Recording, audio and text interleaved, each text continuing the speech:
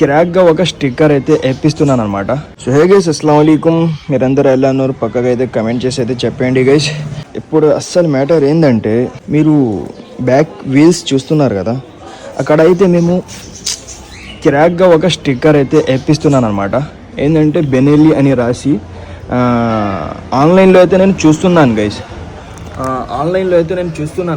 కాకపోతే ఆన్లైన్లో అయితే చాలా అంటే చాలా ఎక్కువ బడ్జెట్ ఉంది, బడ్జెట్ కూడా ఉంది, అండ్ ఆర్డర్ చేస్తే రావడం కూడా లేదు. అందుకని స్కామ్లో అయితే చాలా అంటే చాలా ఎక్కువ అయితే జరుగుతున్నాయి. అందువల్ల ఏంటంటే మన బ్రో అబిద్ బ్రో దగ్గర వెళ్ళి అయితే స్టిక్కరింగ్ అయితే చేపిస్తున్నాను అనమాట నేను వీల్స్కి. ఏం లేదు గైస్, ఇక్కడ అయితే కొంచెం ఇటాలియన్ డిజైన్ అయితే వస్తుంది. మధ్యలో అయితే బెనెల్లీ అని రాసి ఉంటుంది అనమాట.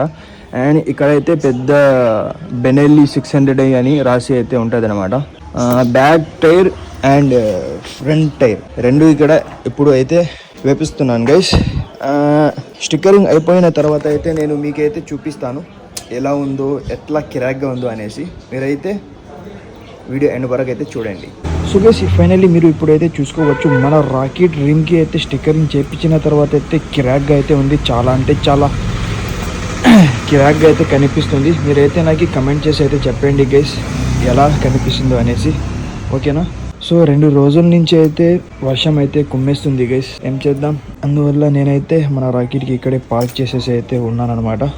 సో చలో బాబాయ్, take care, love you for supporting, అల్లా హాఫీజ్. తప్పకుండా అయితే కమెంట్ చేసి అయితే చెప్పండి గైస్ ఎలా ఉందో.